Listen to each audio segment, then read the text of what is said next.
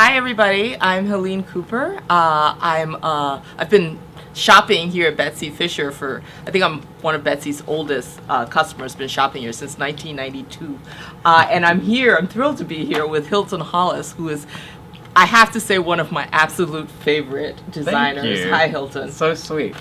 So Hilton, I think there's so much I want to know about you. There's so much I think, customers here at Betsy, Betsy Fisher are dying to know. But let's start with just, how did you start out? You were telling us this fabulous story about your grandmother using the paper bag from the Piggly Wiggly to cut out dress patterns Right. back when you were growing up in Mississippi. Tell me about, and that turned you on to fashion? Absolutely. So my grandmother, from a very early age, I was always around she and her friends, and they were always sewing and, doing counting cross stitching and things like that, and candle wicking. I don't know if you know what that is. The French knots. Okay.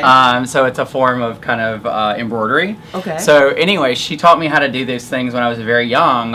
And I think I made my first pillow, like a little owl pillow, when I was like 7 or 8. And so, but watching her and her friends quilt, they would make sugar cookies and iced tea, and they would sit around and have like a quilting bee basically, and just sit around this huge quilt frame and, all hand stitch. And I have those quilts to this day, and I look at them and I think about all the time and the labor and the love that each, one of those women were putting into those quilts. And that is so inspirational for me, because, we've basically just, fashion has become very just watered down. Yeah. And when you see those things that are handmade and the attention to detail that was put into all those pieces, it's just lovely, and it's just very inspiring to me. I can imagine you've painted this scene now that seems so quintessential South. The quilting bee and the sugar cookies and the tea. And given that you're coming from this sort of a background, does Southern life, sort of the gracefulness of it that's sort of evocative when we think about the South, does that influence your designs at all? Do you consider yourself a Southern designer? I still do. I used to take that, and don't get me wrong, I used to take it as an insult, and now I actually take it as a compliment. Yeah. Because a lot of stores would come in, and buyers and fashion editors, and say, well, this is so Southern. And I'm like, well, what does that mean? But that should be a compliment. Yeah. And Southern women wear makeup. I remember moving from the South to the North, and I thought, why are the women up here not wearing makeup? And then I stopped too. And they also still get dressed. Yeah. I mean, I travel like all around the world, and I see what women are tending to gravitate towards, which are like, the leggings with like the oversized sweaters and the boots. And there's just not a lot of thought put into it anymore. It's just like easy, accessible, and there's something about the South that still has that. But there's also pockets. I mean, here in DC, I think women really care about their appearance, and I think that they really care to get dressed. Of course, New York, more of your cosmopolitan cities, I think people are really concerned about it, and they want to dress well. But I think in the South, there's a real attention to the way you dress. Yeah. And there are a lot of events there. I always say, like in the South, it's like, okay, where am I going to wear this? Oh, you create events to wear beautiful clothes too. I mean, these women definitely create their own events, And who do you dress for? Well, a lot of women dress for themselves. Other women dress for other women and their husbands and other men. Yeah. So it's remarkable to see regionally also how different it is. Okay, I have to go back to something you just said, because you said here in Washington, D.C., and I'm sure here in Washington, we have a little bit of a bad reputation for fashion. I've talked to so many friends who say you walk down the street and you see the women are much more conservative. It's reflective of the more political culture here. Right. Can you find inspiration in Washington? Absolutely. Is there hope for us? I think there's hope for everyone. Okay. I think the thing is what I appreciate about Washington and about the whole culture of the city is that there is a deep sense of tradition, and that political aspect definitely influences how women dress here. But I do think that with every year, I see it getting better and better and better and more progressive. People are willing to take more chances now. And I think it's also due, not to get political, but Michelle Obama has given us a reason to dress again. And, you know, a lot of the first ladies over the years have also, like, you know, they usually stick with their designers. Yes. But I think she's experimented with so many different people. She really has, and she's been a huge support to American designers in general. But I think her fashion choices are very progressive as far as, like, a political figure's wife, you know. We were talking a little bit earlier about how a decision you make at the design point to save $1 could end up cost us, or to that is $1 could translate to $50 extra on the rack. Tell me about that. So, I mean, a perfect example is the cost of transportation in fabrics has gone very high in recent years.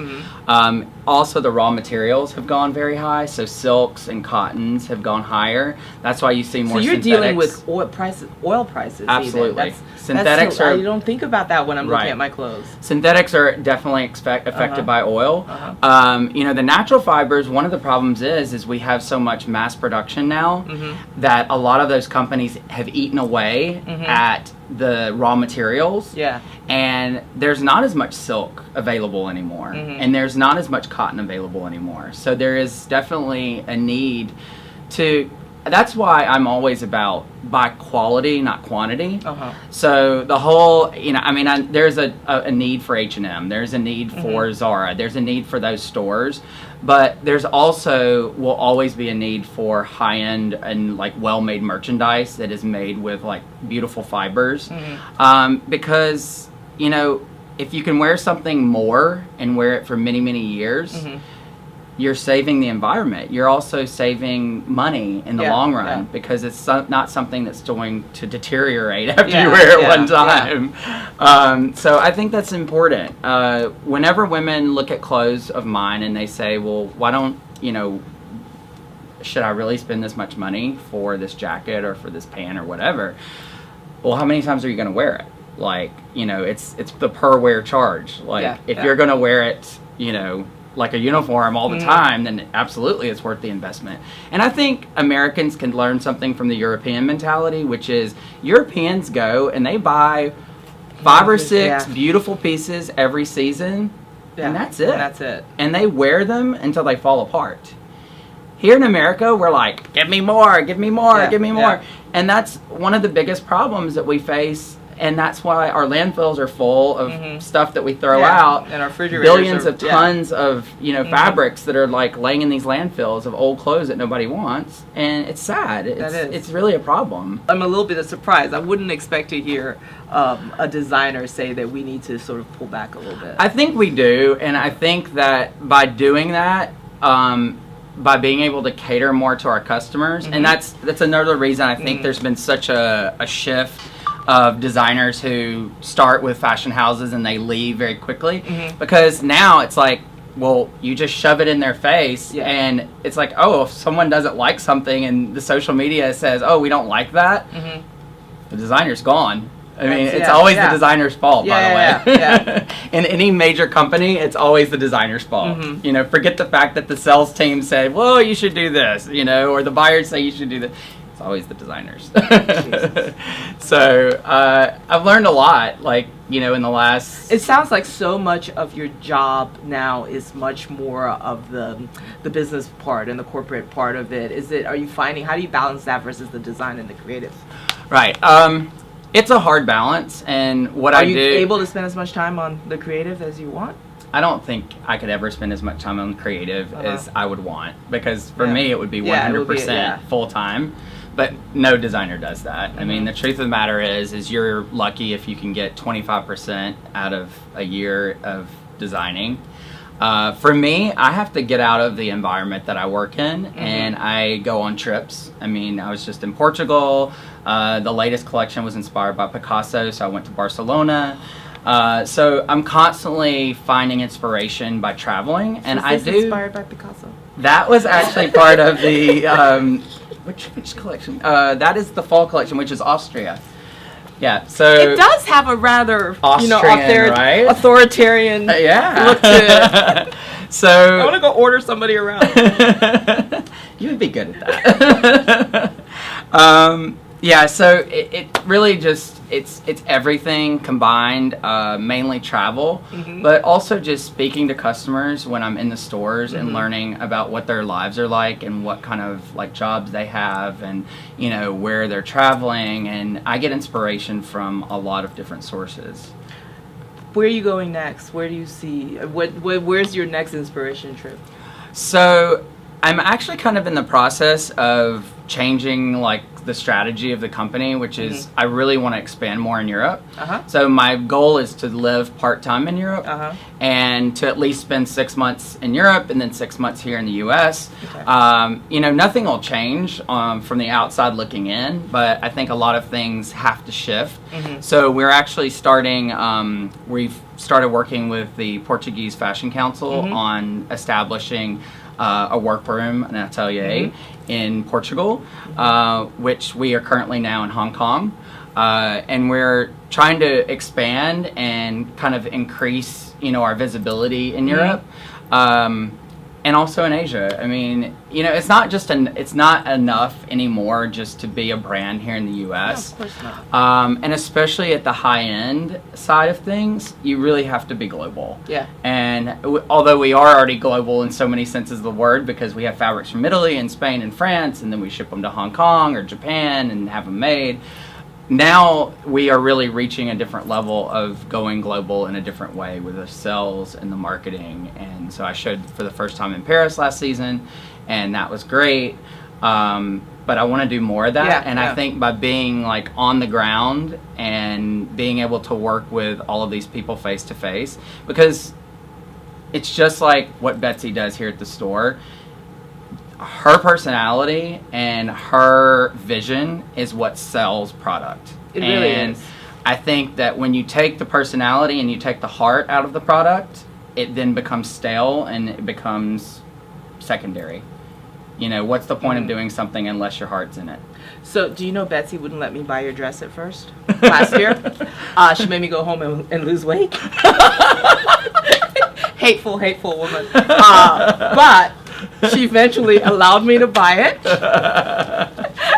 And I was so happy to wear it to the White House Christmas party. I love that. Because you are standing, you know, you go through the photo line, you get your photo taken with the president and the first lady, and it's all about the first lady. Who cares about it? The president's going to be in his blue suit. I took my brother.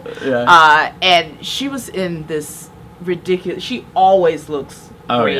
And you really feel under so much pressure to like stand up all dressed up next to Michelle Obama, who's like 8 feet tall, and you know. And I have to say, I've done this now 7 years in a row, and in your dress last year, I felt fantastic. I felt that makes me very happy. So thank you. You're very welcome. What should I wear this year to the Christmas party? I have lots of things. You're gonna have to. So we'll definitely find the perfect outfit to stand next to Michelle in. Okay. Well, thank you very much. This has been fun. I hope you can come back. I want to go look at your stuff now. Absolutely. Thanks a lot.